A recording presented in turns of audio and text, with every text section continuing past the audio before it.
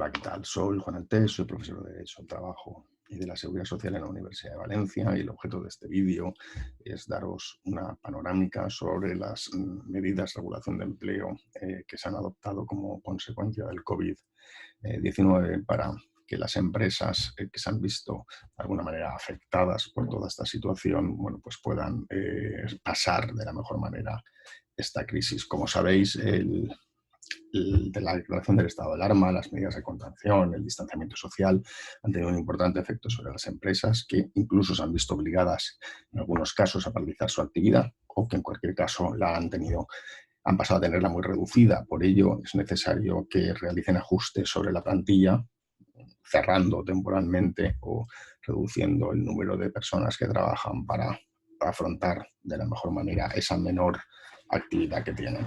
Para ello, lo que se ha actuado es sobre los distintos mecanismos de regulación del empleo temporal que había en el ordenamiento jurídico laboral.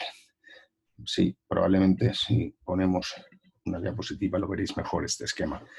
En el caso del expediente por fuerza mayor temporal, es decir, un procedimiento para suspender o reducir la jornada de los trabajadores a causa de un hecho de fuerza mayor temporal que impide temporalmente la prestación de la actividad, se ha actuado sobre el procedimiento. La solicitud es exactamente igual ante la autoridad laboral. Se tiene que acreditar un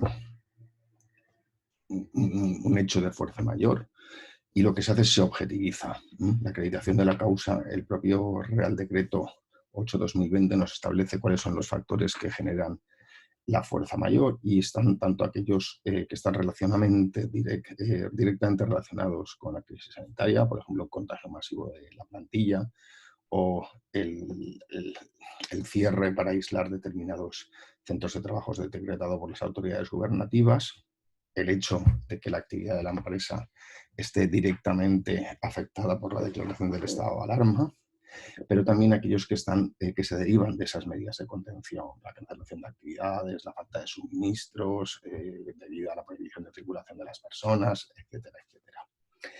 En el procedimiento normal, la Inspección de Trabajo y Seguridad Social tiene que evacuar un informe que es preceptivo. Aquí pasa a ser facultativo. En cuanto al periodo en el cual la autoridad laboral tiene que dictar la resolución, es de 5 días.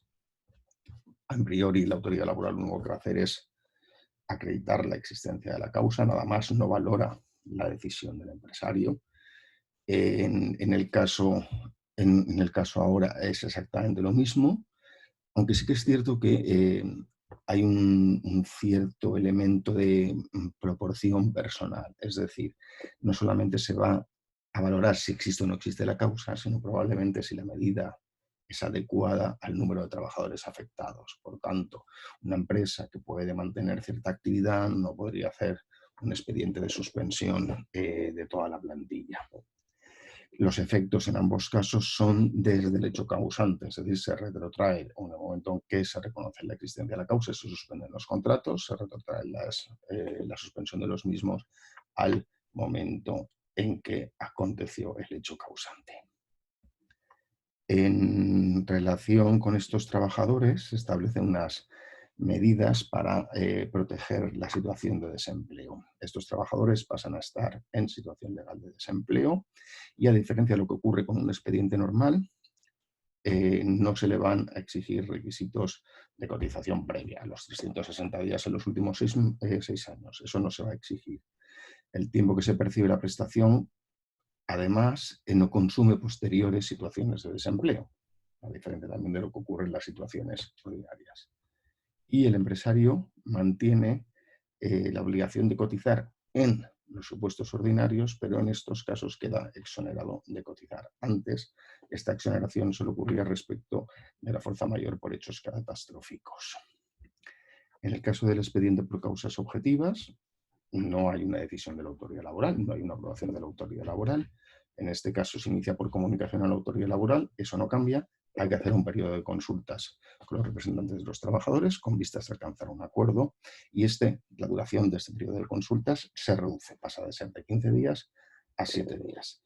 El informe de la Inspección de Trabajo y Seguridad Social, de nuevo, deja de ser preceptivo para ser potestativo. Recordamos, en este caso, la autoridad no resuelve, sino que solamente comunica la decisión del empresario, la cual podrá ser, si ha existido un acuerdo, será la que reproduzca dicho acuerdo, y si no, pues libremente tomará la decisión que entienda y lo comunica al SEPE a efectos de la prestación por desempleo. Los efectos en estos casos son desde que se suspenden los contratos, no se retrotraen al momento de inicio. En cuanto a la prestación contributiva de desempleo, la situación es exactamente igual a la que hemos visto antes. Lo único que cambia es que en estos casos el empresario no queda exonerado de cotizar durante el tiempo en el cual los trabajadores están en desempleo. ¿Esto qué es lo que ha provocado? Bueno, pues de una manera lo que ha provocado es lo siguiente. Fijaos, los empresarios, sobre todo al principio, ante el temor de muy bien de no saber cómo iban a funcionar estos procedimientos, si se iban a aceptar, no se iban a aceptar, tomaron decisiones extintivas en lugar de suspensivas. Es decir, al final, sobre todo en relación con trabajadores que llevan poco tiempo en la plantilla, es más económico para el empresario despedir, no cotizar y pagar la indemnización correspondiente, que no es mucha porque el trabajador no lleva mucho tiempo en la plantilla, a mantener determinados trabajadores que luego no sé si voy a poder utilizar porque no se sale siempre igual en la crisis. Habrá empresas que podrán volver a su actividad prácticamente igual a como la tenían anteriormente, y habrá empresas que no podrán volver a recuperar su actividad hasta pasado mucho tiempo, y además, con lo cual despido y me evito la cotización. Entonces, digamos que hubo mucha decisión extintiva, que no es lo que pretendía, no lo que se pretendía desde el Ejecutivo. Ello lo que hizo fue que se implementara en un segundo Real Decreto es una especie de veto al despido. Es decir, no se pueden, se prohíbe, se declaran injustificados aquellos despidos que se hagan por estas causas. Realmente solamente afecta evidentemente a aquellos despidos basados en las mismas causas que hemos visto antes, es decir, fuerza mayor o causas empresariales, económicas, técnicas, organizativas y de producción derivadas del COVID-19.